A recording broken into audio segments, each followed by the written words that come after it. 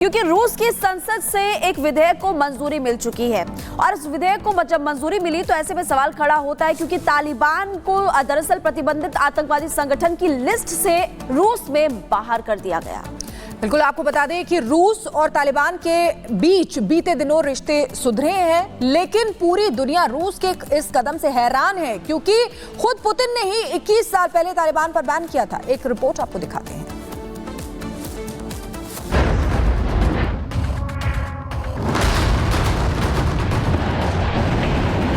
Putin के Taliban, Ukraine अब बारूदी शमशान। पुतिन का मिशन अफगानिस्तान, तालिबान को रूस का वरदान। अमेरिका रूस का रण, पुतिन का तालिबानी प्रण। किसी भी देश के लिए उसका सबसे मजबूत हथियार होता है उसकी रणनीति। 33 महीनों से यूक्रेन के साथ जंग में शामिल रूस अब सहयोग के नए रास्ते तलाश रहा है। रूस को खास तौर पर ऐसे साथियों की तलाश है जो अमेरिका के कट्टर विरोधी हों।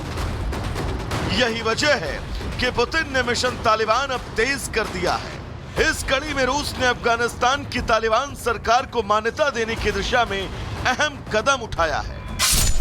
रूस की संसद ने मंगलवार को एक विधेयक को मंजूरी दी। यह विधेयक तालिबान को मॉस्को की प्रतिबंधित आतंकवादी संगठनों की सूची से हटाने के लिए है। रूस और तालिबान के बीच बीते कुछ समय से रिश्तों में सुधार है। रूस का एक कदम तालिबान के साथ उसके बढ़ते संबंधों को आगे बढ़ाता है। तालिबान को रूस एक सहयोगी की तरह मान रहा है। इसी साल जुलाई में राष्ट्रपति व्लादिमीर पुतिन ने तालिबान को आतंकवाद के खिलाफ एक सहयोगी बताया था। इससे पहले रूस के सुरक्षा परिषद के सचिव और पूर्व रक्षा मंत्री सोमवार को अफगानिस्तान के दौरे पर पहुंचे। तालिबान की सीनियर लीडरशिप से मुलाकात की और उन्हें यह भरोसा दिलाया था कि मॉस्को जल्द ही प्रतिबंधित संगठनों की सूची से तालिबान को बाहर करेगा।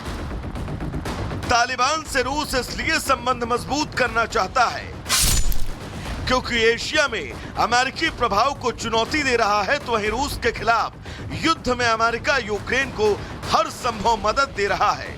तालिबान अमेरिका का विरोधी रहा है और अफगानिस्तान में अस्थिरता के लिए उसे जिम्मेदार मानता है, जबकि रूस अब खुद को यहां एक सिक्योरिटी प्रोवाइडर के तौर पर पेश करना चाहता है।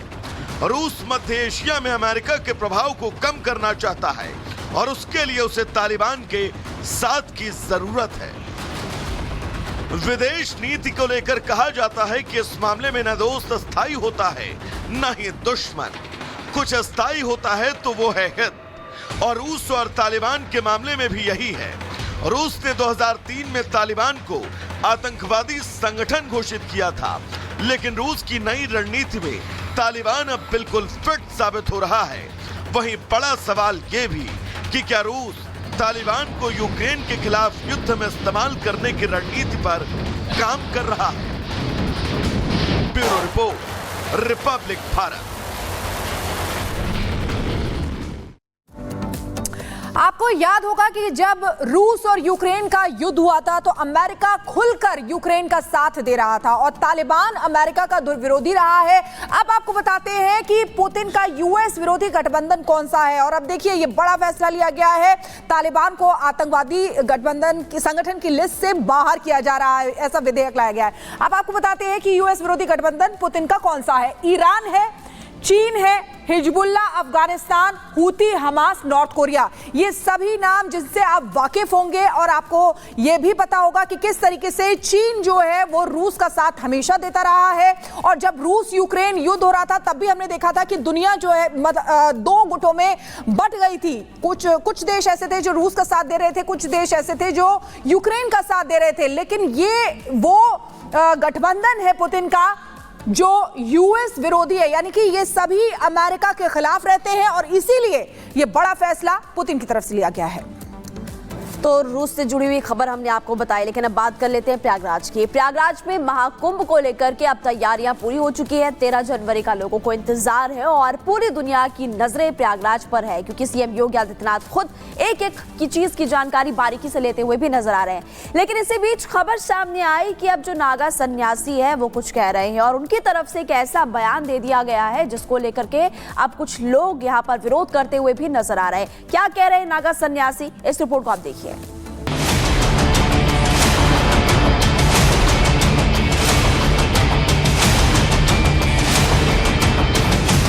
नागा सन्यासियों का ऐलान, माथे पर टीका होगी पहचान, कलाई पर बांधना होगा कलावा, महाकुंभ में नहीं चलेगा छलावा। प्रयागराज के महाकुंभ को शुरू होने में अब 1 महीने से भी कम का समय है, जिसे लेकर राज्य सरकार युद्ध स्तर पर तैयारियां कर रही है। देश के हर कोने से आने वाले श्रद्धालु और साधु संतों ने इस महापर्व में शामिल होने के लिए अपनी कमर कस ली है। इस बीच नागा सन्यासियों का एक ऐसा फरमान सामने आया जिसकी चर्चा हर तरफ है। नागा सन्यासियों ने फरमान जारी किया है जिसके तहत महाकुंभ क्षेत्र में केवल उन्हीं आगंतुकों को प्रवेश दिया जाएगा जिनके माथे पर तिलक और कलाई में कलावा होगा। जूना अखाड़े के नागा सन्यासी शंकर भारती ने कहा कि हिंदू धर्म को भ्रष्ट करने वाली घटनाओं के मद्देनजर ये कदम उठाया गया। उनका कहना है कि धर्म की शुचिता की रक्षा के लिए ये गाइडलाइन लागू की गई है। जो लोग इसका उल्लंघन करेंगे उन पर विधि सम्मत कार्रवाई की जाएगी। यही नहीं, हिंदू धर्म में भी अगर कोई फर्जी साधु पाया गया तो उसके खिलाफ भी एक्शन होगा। नागा सन्यासियों का ये भी कहना है कि हमारा अखाड़ा और इससे जुड़े संत पूरे मेला क्षेत्र में अपनी निगाह बनाकर रखेंगे। अगर कोई भी गैर सनातनी हमारी संस्कृति के साथ खिलवाड़ करता दिखा या मेले में प्रवेश किया तो उसको पकड़कर सबक सिखाया जाएगा। नागा सन्यासी स्वयं सक्षम है किसी भी चीज से निपटने के लिए। हालांकि कोई पहला मौका नहीं है जब कुंभ में गैर सनातनियों के प्रवेश को लेकर ऐसी मांग उठी। इसके पहले भी अखाड़ा परिषद के लोगों ने भी ऐलान किया था कि गैर सनातनी का मेले में प्रवेश वर्जित रहेगा। इसके लिए अखाड़ा परिषद की तरफ से योगी सरकार से बाकायदा मांग की गई है। कुंभ मेले से पहले प्रशासन को यह सुनिश्चित करना होगा कि वहां पर भोजन और पेय पदार्थ बेचने की अनुमति किसे दी जाएगी। ये इसलिए भी महत्वपूर्ण है क्योंकि कुंभ में लाखों श्रद्धालु देश भर से आते हैं और उनके लिए उचित प्रबंध होना चाहिए जिससे किसी भी प्रकार की अप्रिय घटना से बचा जा सके। अगले महीने 13 जनवरी से महाकुंभ की शुरुआत हो रही है। सभी अखाड़ों से साधु संत पहुंच चुके हैं, जिसमें एक बड़ी धर्म संसद 27 जनवरी को होने वाली है। जूना अखाड़ा चित्रकूट के नागा सन्यासी शंकर भारती ने बताया कि गैर सनातनियों को लेकर अखाड़े ने कुछ रणनीतियां बनाई हैं। इनका पालन जरूरी है। मकसद साफ है कि साधु संतों का निर्णय सीधा है। वो इस महाआयोजन में किसी भी तरह की अधार्मिक गतिविधियां बर्दाश्त नहीं करने वाले। इसके लिए उन्होंने अपने इरादे भी जाहिर कर दिए हैं। Bureau report, Republic Bharat. और देखिए, संसद का शीतकालीन सत्र चल रहा है जिसमें आपको बता दें कि संविधान पर चर्चा होनी